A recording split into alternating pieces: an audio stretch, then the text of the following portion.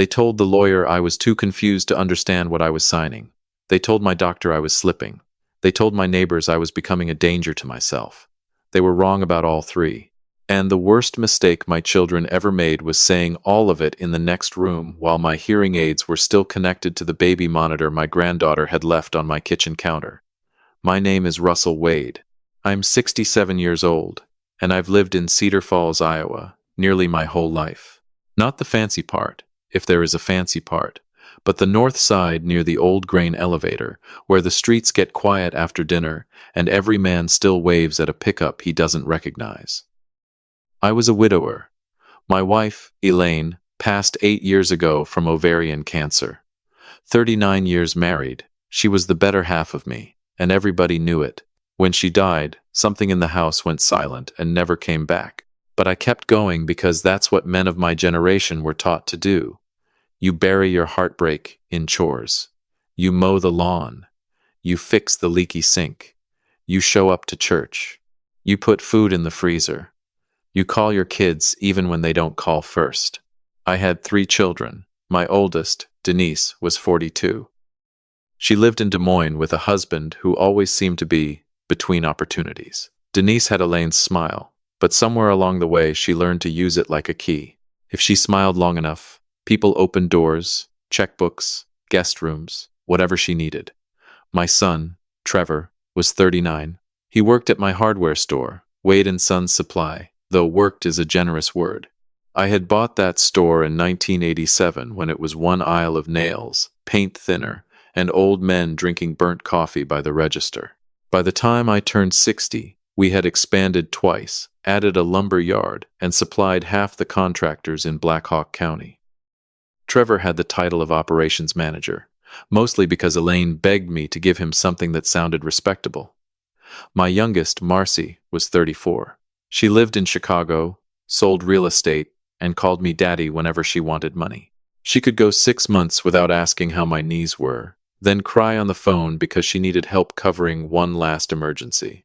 And then there was Lily.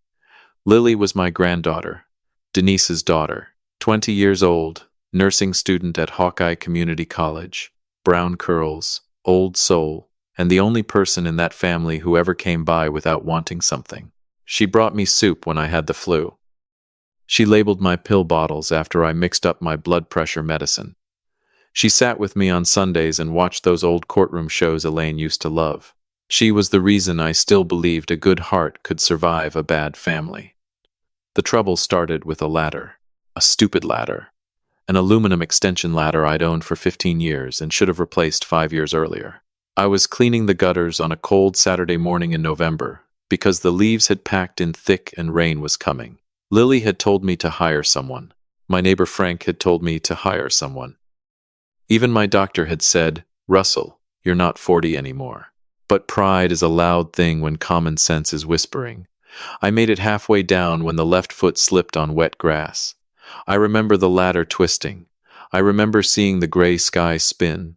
Then I remember the sound my body made when I hit the concrete walk. When I opened my eyes, I was in Mercy One Waterloo Medical Center with a cracked hip, 2 broken ribs, and a mild concussion. Mild is what they called it. It didn't feel mild when light stabbed my eyes, and every breath felt like somebody had wrapped barbed wire around my chest. The doctor said I was lucky. No brain bleed. No spinal damage. Surgery went well. They put a pin in my hip and told me I'd need rehab before going home. My children arrived like mourners at a will reading. Denise came first, perfume and concern filling the room before she even reached my bed. "Oh, Daddy," she said, touching my hand like I was already halfway gone. "You scared us." Trevor came behind her in a Carhartt jacket with sawdust on the sleeve, though I knew he hadn't been near the lumber yard that morning. Marcy flew in from Chicago 2 days later and made a big show of crying in the hallway where the nurses could see. Lily came every single day. She didn't cry for attention. She didn't ask what would happen to the store. She didn't mention the house. She just sat beside me, held a straw to my mouth, and said, "Grandpa, squeeze my hand if the pain gets bad." The first week passed in a blur of pain medication, physical therapy, and family voices coming and going. I wasn't confused exactly, but I was tired, deep tired. The kind where the world feels like it's happening underwater. That's what they counted on. On day 8, they moved me to a rehab wing. My room had beige walls, a window facing the parking lot, and a television remote that worked only if you held it at an angle and prayed. Lily brought me a little baby monitor that afternoon. I know it sounds silly, she said, setting the receiver on the rolling table beside my bed. But when you come home, I want you to have one of these near your recliner, and one in the kitchen, so if you fall or need help, you can call out. This one connects through your phone too. I already paired it. I laughed and told her I wasn't a baby. She said, "No, you're worse. Babies admit when they need help." That girl could talk to me that way because she loved me. She left the little receiver by my bed. Later that evening, Denise came in with Trevor and Marcy. They thought I was asleep. To be fair, my eyes were closed. I was exhausted from therapy, and the pain meds had made me still, but I was awake. Denise whispered first. "We need to do this before he goes home," Trevor said. "You think he'll sign?" "He doesn't have to understand every line," Denise said. "He just has to trust us." Marcy lowered her voice. "The lawyer said Dad has to appear competent." "He will appear competent," Denise snapped. "For 10 minutes. That's all we need." I kept my eyes closed. Every muscle in my body wanted to move, but something inside me went cold and still.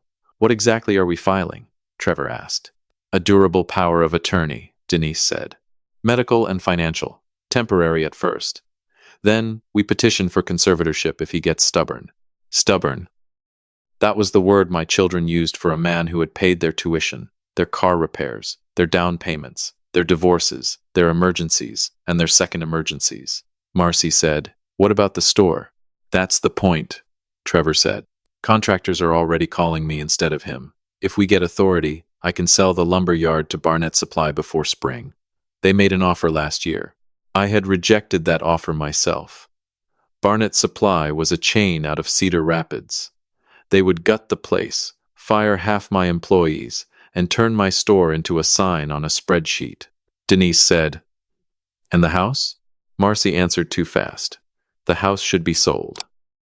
It's too much for him. He can't even climb a ladder without almost killing himself."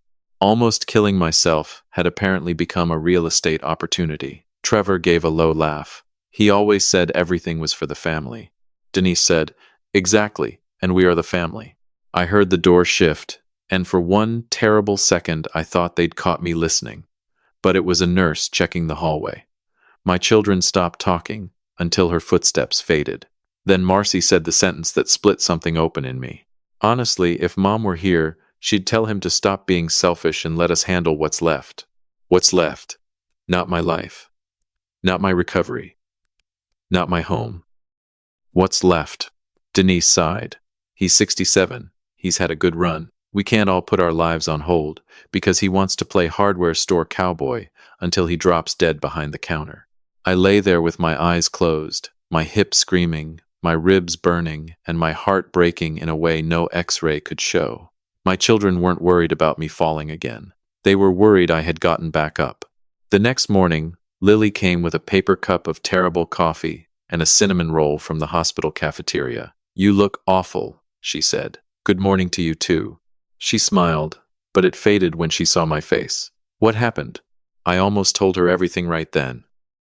But the hallway was busy, and Denise had a way of appearing when money was being discussed. So I said, "Can you check that baby monitor thing you brought? I think it made a noise last night." She picked it up, tapped the screen, and frowned. "That's weird. It connected to the camera unit I set up at your house yesterday." "My house?" "Yeah. I put the other part on your kitchen counter so we could test it before you came home. It must have stayed on." "Sorry, Grandpa. I'll turn it off." "Don't." She looked at me. I looked back. That was all it took. Lily closed the door. She pulled the chair close to my bed. "Tell me." I told her enough. Not all of it. Enough. Her eyes filled with tears, but she didn't make a sound. Then she reached into her backpack and took out a small notebook, like she was already a nurse taking a chart. "Grandpa," she said, "we need help. There are moments in life when you find out who belongs in the room with you. Not who shares your blood. Who belongs. Lily called my old friend Harold Briggs. Harold was 71, a retired probate attorney with hands like fence posts and a voice that could make a banker sweat. He had handled Elaine's estate when she died. My children thought I still used a larger firm downtown because Denise liked men in glass offices. But Harold knew me when my hardware store still had a roof leak over aisle 3. He came that afternoon in a brown wool coat and sat beside my hospital bed. "You sure you want to know everything?" he asked. "No," I said, "but I need to." He nodded. "Then we do it clean." That became the plan. Clean, not loud, not emotional, not revenge for the sake of revenge. I had spent my life running a hardware store. I believed in the right tool for the job. A hammer is useful when you need a hammer. But sometimes, what you need is a level, a tape measure, and the patience to mark the cut before you make it. Harold called a CPA he trusted, named Ruth Kellerman. Ruth had been auditing small businesses longer than Trevor had been alive. Lily contacted a home care nurse from her program, Mrs. Alvarez, who knew exactly how to document cognitive function without making it look like a family fight. Harold also arranged for a neurologist to perform an independent evaluation. I did every test. I knew the date. I knew the president. I knew what medication I was taking. I knew how much cash was in the store account, which vendors were late, which contractors still owed me for drywall, and which drawer in my bedroom held Elaine's wedding ring. The neurologist wrote one beautiful sentence that I still have framed in my office. Mr. Wade demonstrates full decisional capacity. Full decisional capacity. There are phrases that sound dull until they save your life. I went home after 12 days, walking with a cane and swallowing pain every time I moved. Denise had made a casserole. Marcy had arranged flowers on the dining table. Trevor had brought in my mail and left it stacked in suspiciously neat piles. They all performed concern, like a church play. "Daddy, you shouldn't worry about bills," Denise said, smoothing the blanket over my lap after I settled into my recliner. "We can take care of everything." "I appreciate that," I said. Trevor stood near the fireplace, arms crossed. "Store's running fine. You just rest." "I'm sure." "It is." Marcy sat on the edge of the coffee table. "We found a wonderful assisted living community outside Ames, just for later, not now. But it has a dining room and a chapel and everything." "How thoughtful." I smiled at all three of them. "My friends, listen to me when I say this. Smiling at people who are trying to bury you while you're still breathing takes more strength than anger ever will." For the next 3 weeks, I played my part. I moved slowly. I asked Denise to repeat things. I let Trevor explain store matters to me like I hadn't taught him how to read an invoice when he was 16. I allowed Marcy to talk about simplifying my life. At night, after they left, Lily came through the back door with groceries and her laptop. The baby monitor had become our little miracle, because Denise didn't know Lily had placed it on my kitchen counter before I came home. She didn't know it still captured audio whenever people gathered around that counter. And my children gathered there often, because greedy people love kitchens. It makes them feel like they own the house already. We heard Trevor say he had moved 3 longtime store customers to a side account under his own LLC, Wade Family Logistics, a name that made me laugh once and then never again. We heard Denise tell Marcy she had already spoken to a realtor about my house. We heard Marcy say, "If Grandpa fights this, we use the fall. We say he left the stove on. He won't remember whether he did or not." I remembered. I remembered everything. Ruth found the first financial wound in week 2. Trevor had been skimming from the store for at least 18 months. Not $500,000. He wasn't that smart. But $146,000 is plenty when it's your own son stealing it. He had created fake vendor credits, redirected contractor deposits, and used the company card for travel, golf, meals, and a bass boat he claimed was for client development. Denise's name appeared next. She had convinced my insurance agent to email policy details to her to help Dad organize things. Then, she took a loan against a small whole life policy Elaine and I had set up decades earlier. She used a forged electronic signature. $38,000. Marcy was different. Marcy hadn't stolen directly. She had borrowed. Over and over. Her emergencies added up to $91,000 in 2 years, most of it sent after Elaine's death. That money I had given freely, painfully, but freely. The betrayal was what she did next. Harold discovered she had drafted a letter to the court describing me as declining mentally, emotionally, unstable, and vulnerable to manipulation by non-family individuals. Non-family individuals meant Lily, her own niece, the only one bringing me soup. I sat at my kitchen table, reading that letter, while Lily stood at the sink, crying silently. She called me non-family, Lily whispered. I wanted to comfort her, but my own throat had closed. That night, I went into my bedroom and opened Elaine's cedar chest.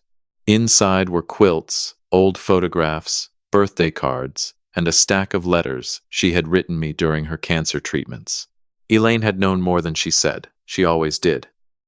The top envelope was marked, "For when you're lonely and stubborn." I laughed until I cried. In the letter, she wrote, "Russ, don't let the children turn your guilt into their inheritance. Love them, but don't let them eat you alive." My wife had been dead 8 years, and she still knew exactly where to find me. That was the night I stopped grieving the family I thought I had and started protecting the life Elaine and I built. Harold updated my will.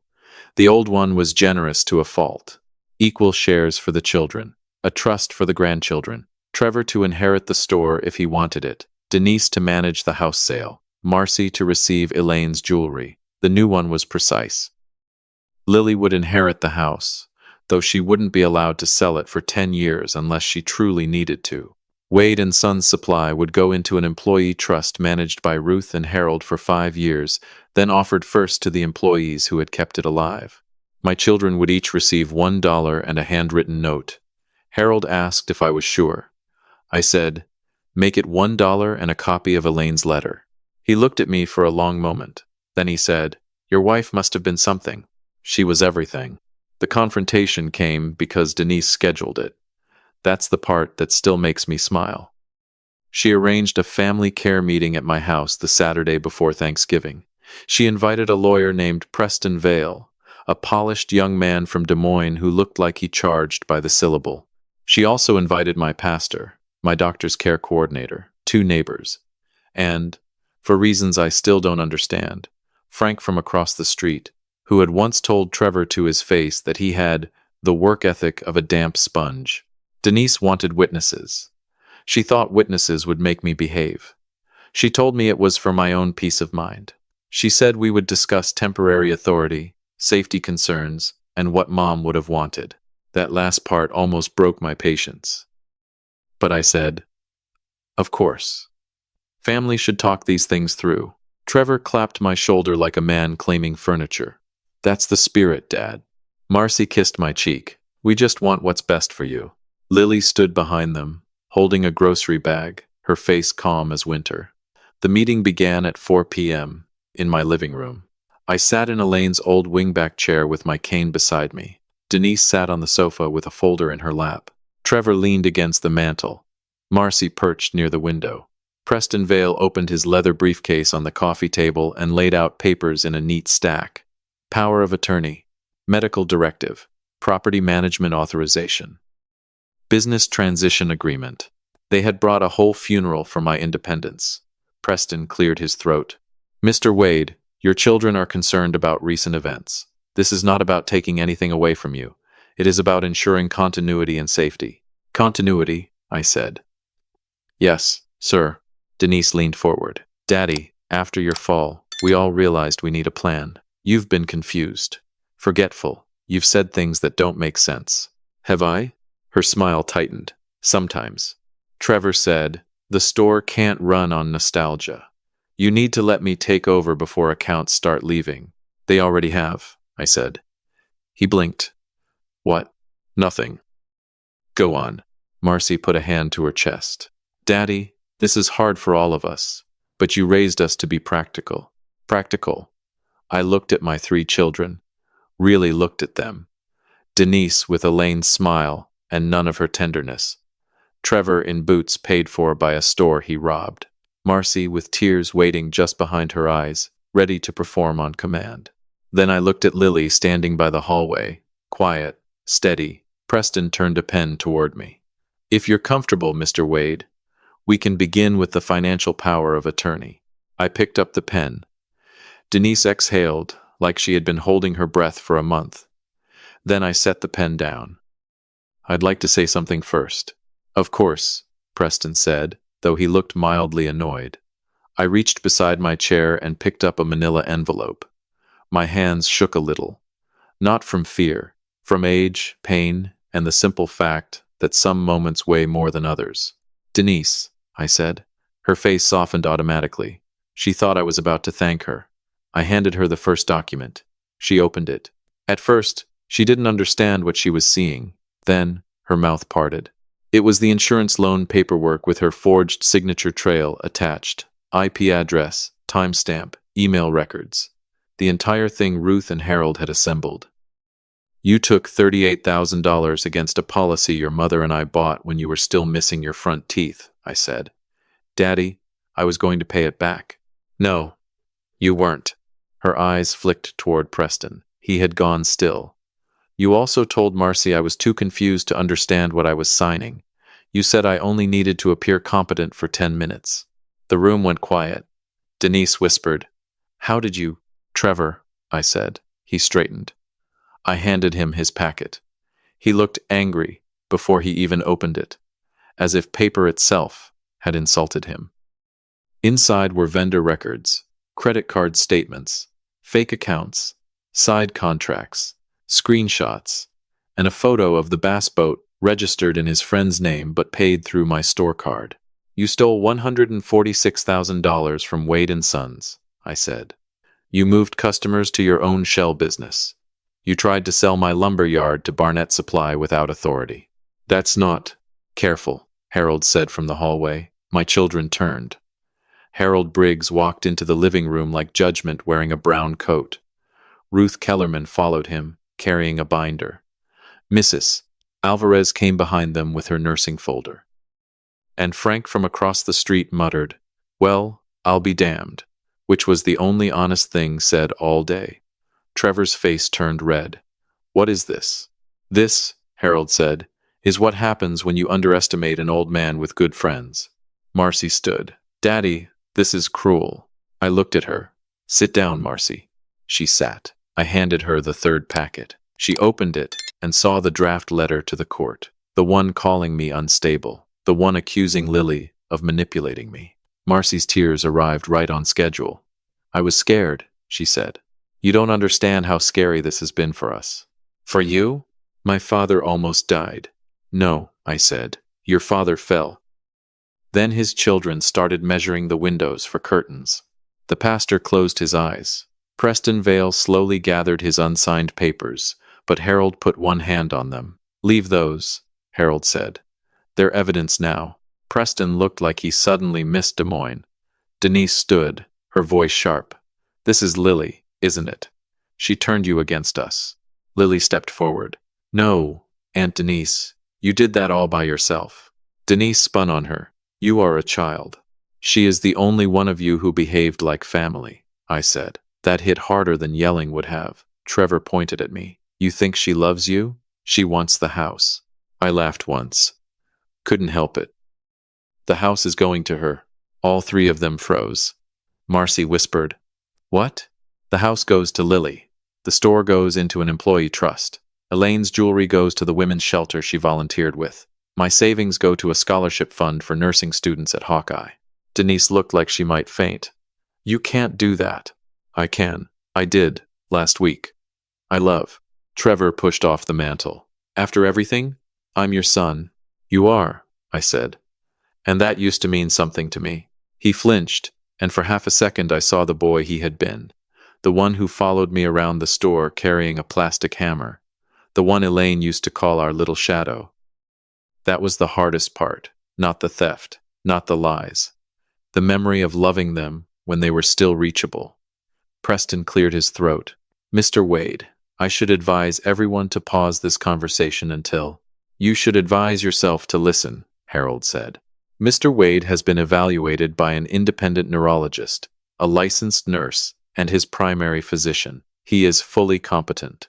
Any attempt to file for conservatorship after today will be met with an abuse complaint and a civil action. Ruth placed her binder on the table. And the business fraud?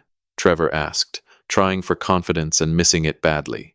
Ruth opened the binder. Already documented. I looked at him.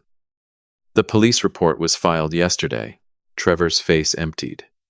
There are a few sounds a man never forgets. His wife's last breath, his child's first cry, and the silence that falls when a thief realizes the door behind him has locked. A knock came at the front door. Lily went to answer it. 2 Cedar Falls police officers stepped inside. Not dramatic, not like television. Just 2 officers doing their jobs on a Saturday afternoon while my living room smelled faintly of coffee and betrayal. Trevor Wade? One asked. Trevor looked at me. Dad. That one word almost got me. Almost. I remembered him at 9 years old, asleep in the back of my truck after Little League. I remembered Elaine placing a blanket over him. I remembered every birthday cake, every scraped knee, every time I chose mercy and called it parenting. Then I remembered the bass boat. I remembered the side account. I remembered him standing by the mantel ready to take my name off my own life. I loved you, I said. That part was never fake. His jaw trembled, but he said nothing as they walked him outside. Marcy sobbed into her hands.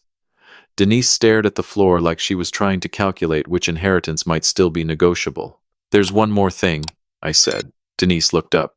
I reached for the small wooden box on the side table. Elaine's cedar box.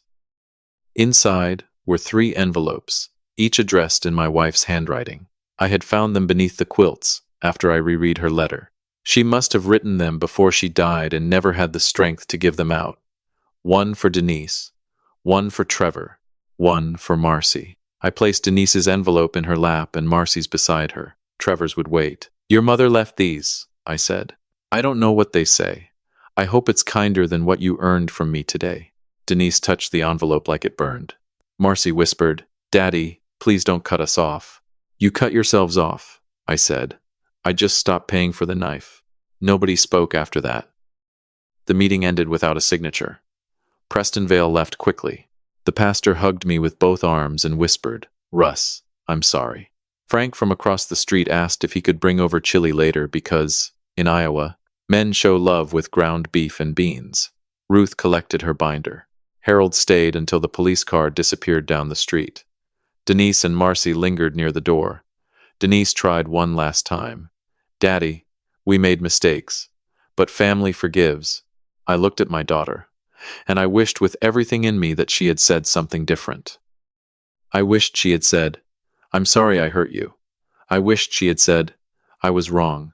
I wished she had asked if I had been scared lying in that hospital bed.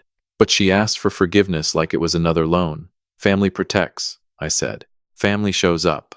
Family doesn't call a realtor while your hip is still stapled together. Her face hardened. There she was. The real Denise, no smile left. You'll regret this when you're alone. I looked past her at Lily, who was folding the blanket over my recliner exactly the way Elaine used to. No, I said. I've been alone for years. I just finally noticed who was standing beside me. They left. For a long time, I sat in the quiet house. The late afternoon light came through the front window and touched the dust in the air. Elaine's photograph sat on the mantel, the one from our anniversary trip to Door County where the wind had ruined her hair and she had laughed anyway. Lily came and sat on the arm of my chair. You okay, Grandpa? No, she nodded. But I will be. She put her head on my shoulder. I wrapped my arm around her as best I could with my ribs still sore. That night, after Lily went home, my phone buzzed. Denise. Then Marcy. Then an unknown number that was probably Trevor calling from the station. I didn't answer. At 9:17 p.m., Denise sent a text. You misunderstood everything. We were trying to help. I stared at that message for a long time. Then I typed back 6 words. I heard what love sounds like. I set the phone face down. The next morning was Sunday. I woke before sunrise, took my cane, and made my slow way to the kitchen. The baby monitor still sat on the counter. That little plastic box had done more for me than half the people carrying my last name. I made coffee. I burned the toast. I opened the hardware store books and began the process of saving what could still be saved. Trevor's theft would hurt the store, but it wouldn't kill it. My employees rallied in a way that made me ashamed I had ever considered leaving it all to blood instead of loyalty. Miguel from plumbing cried when I told him about the employee trust. Carol from paint said Elaine would have approved. Frank from across the street came by with that chili and fixed the loose back step without asking. Lily kept going to nursing school. The scholarship fund got its first donation from me and its second from Harold, who claimed he hated sentimental nonsense and then wrote a check with wet eyes. As for my children, they got exactly what they had built. Trevor pled down later, but he lost his job, his reputation, and that base boat. Denise had to repay the policy loan to avoid charges. Marcy never filed that court letter. She sent apologies for a while, long ones, beautiful ones, real-looking ones. Maybe one day they'll be real. I'm old enough to know people can change and tired enough not to fund the process. Thanksgiving came 5 days later. For the first time in 8 years, my house felt warm without pretending. Lily came over after her morning shift. Harold brought sweet potatoes. Frank brought chili again because he had made too much and because he was Frank. Mrs. Alvarez stopped by with pumpkin pie. Pastor Jim said grace at my kitchen table, and when he thanked God for family, nobody in that room thought he only meant blood. I looked at Elaine's empty chair. It still hurt. It always will. But grief is different from betrayal. Grief is love with nowhere to go. Betrayal is love thrown back in your face and billed to your account. I survived both. So if you're listening to me now, brother, sister, friend, and you're the one everyone calls stubborn because you won't hand over the keys to the life you built, hear me clearly. Protect yourself before the fall. Get the papers right. Know your accounts. Choose someone trustworthy before desperation chooses for you. And do not confuse guilt with love. The people who truly love you will not need you helpless before they become kind. My children told the world I was confused, but I knew the truth. I knew the numbers. I knew the signatures. I knew who came for my money and who came with soup, and in the end, that made all the difference. The people who truly love us are often revealed not in grand speeches, but in small, steady acts. A warm meal, a careful question, a hand that stays when life gets hard. Protect what you've built, but keep your heart open to kindness. Sometimes healing begins when we finally see who came for our money and who came with soup.